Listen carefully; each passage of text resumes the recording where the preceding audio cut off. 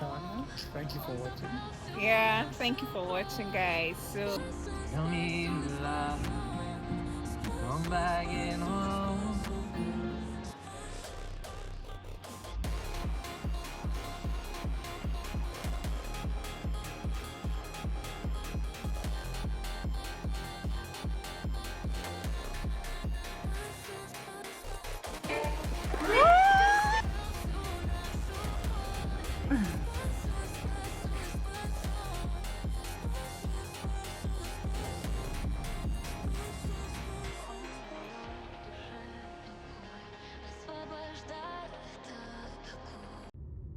Hey guys, welcome back again to my channel. It's your favorite girl, Richie Michaels, in the building. Thank you guys for having me once again. I'm super duper grateful. And if this is your first time finding us, we're glad you did. And guess what? You will love it here. Please click on the subscription button and the notification bell just by the side, so each time there's a new video, you get notified.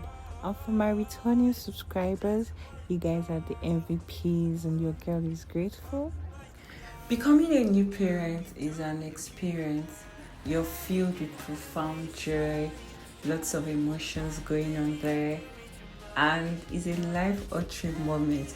Some days, because certain things has to be considered now, because it's not just you know what I mean.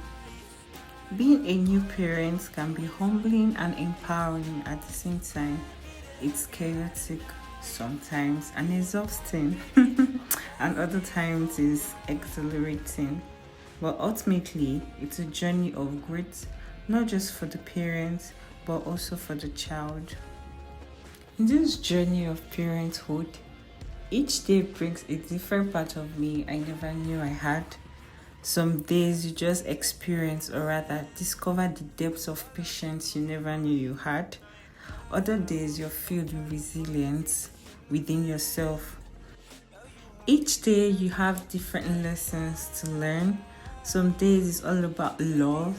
Other days you're willing to make sacrifice that goes beyond your imaginations. And other days you just have a boundless capacity in your heart, willing to travel around just to make this little creature happy, even when you're yet to see them.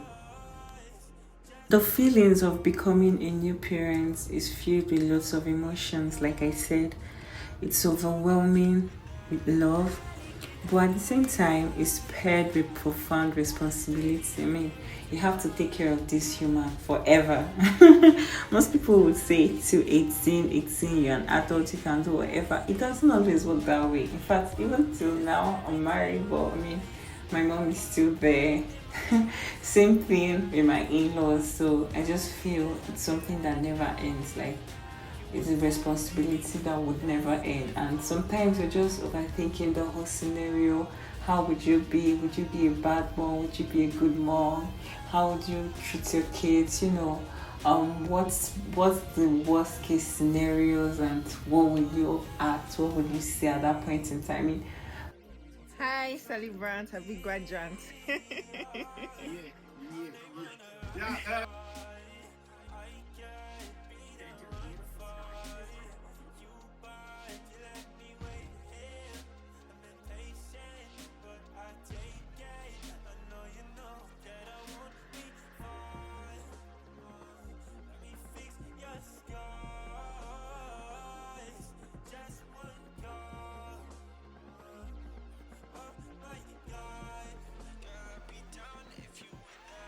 You and you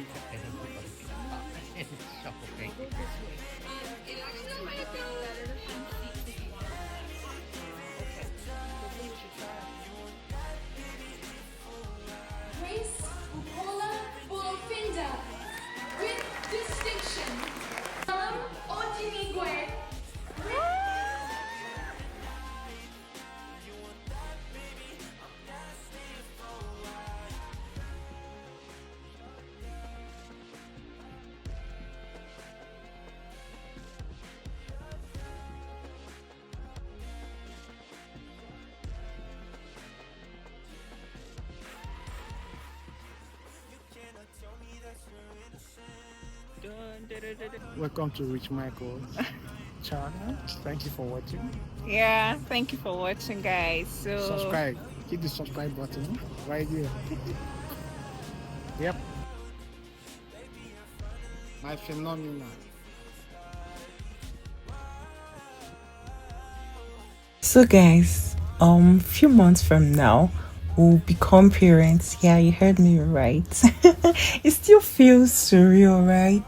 I can't even say how I feel, but I'm definitely grateful to God. My once little self is not going to be somebody's mommy and my husband somebody's daddy. It's like a dream, like wake me up. But then again, guys, it's not that easy. You know, when people are like, it's easier said than done. Okay, in my head I have younger siblings, I have cousins, you know, nephews and the rest of it. So I think, or rather I feel I already know how it works and I know how to act, but that's not the case. So it's a different ball game when you're the one wearing those shoes. So at this point, it's like a turning point for I and my husband, you know, because our lives were going to change in few months and it's going to change forever. Like there's never going to be an us without our kids. So this vacation is long overdue and we really needed it, because should I say this is going to be the last time we would have this alone time without little Michael or little Rachel by the side, you know, causing one or two troubles. Personally, I feel parenthood is something we're not fully prepared for, you know. We just learn in the process, especially if it's your first time. But it comes with this profound joy, you know, this explosive happiness, and it has its downsides as well.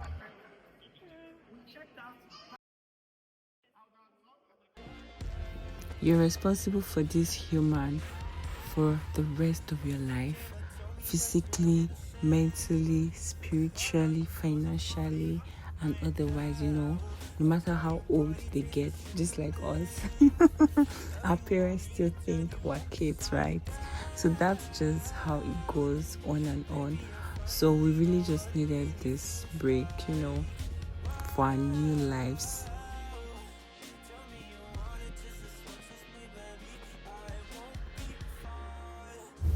You see, this new journey, right, we're about to embark on, sometimes it just fills you with lots of unanswered questions. You're filled with lots of expectations. In this scenario, how am I supposed to act? What am I supposed to say?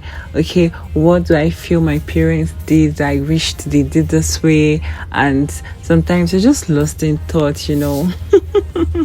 So we just needed those breaks and I'm really glad we got it. So on this fateful day, we decided to go to Halifax in Nova Scotia. On this day, we decided to visit the Maritime Museum of the Atlantic, and this happens to be the oldest and largest maritime museum in Canada. And this city, Halifax, has a role it played during the Titanic. Guys, it was also recorded that this city, Halifax, played a significant role in the aftermath of the Titanic shipwreck, because most of the wreckage were found in Halifax and most bodies were also found in Halifax, bodies of the victims, and most victims were also buried in Halifax. And this is due to the proximity of where the event happened, which was the Newfoundland and Halifax. It was close, you know, and Halifax happens to be a city filled with lots of water body, right? So it was easier for some bodies to be washed off to this Halifax.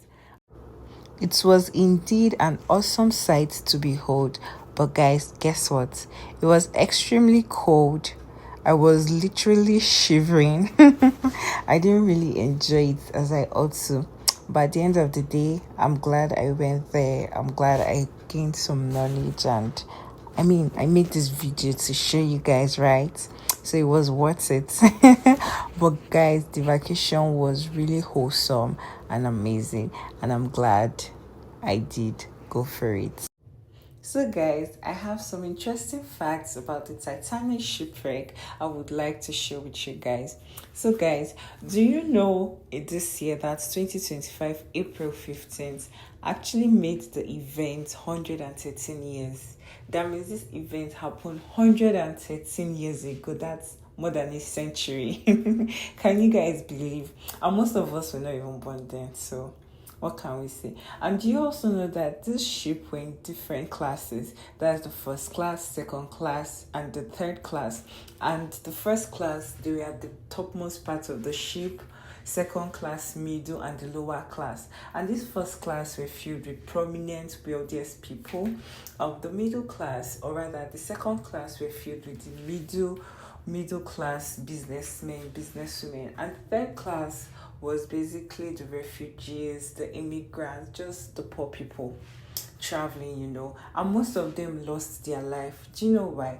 The mortality rate was really high because due to the fact that they were at the lower classes, it was at the down part of the ship, it was really difficult to assess them, to give them help, when going got tough, and they also supplied them with little or no life jackets. They focused basically on the first class and the middle class, so that's why most people that perished during these events were the lower people. And you also know that this ship divided into two.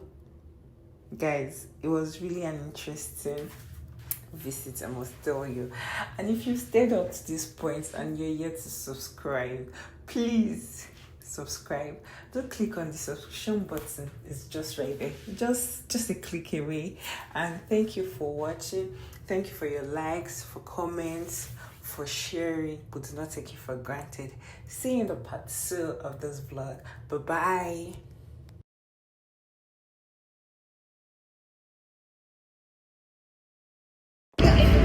Yeah, very true. Yeah, I know, you're so big. I'm out to meet you. Tell you I'm sorry. You don't know how lovely you are. I have to find you. Tell you I'll need you. Tell you I'll set you apart. Nobody's doing for easy.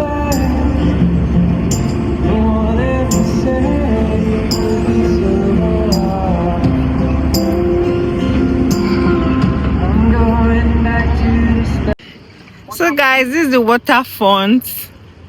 So this is a very large water body, very scary. I don't even know why I'm here, but I'm here now. Say hi.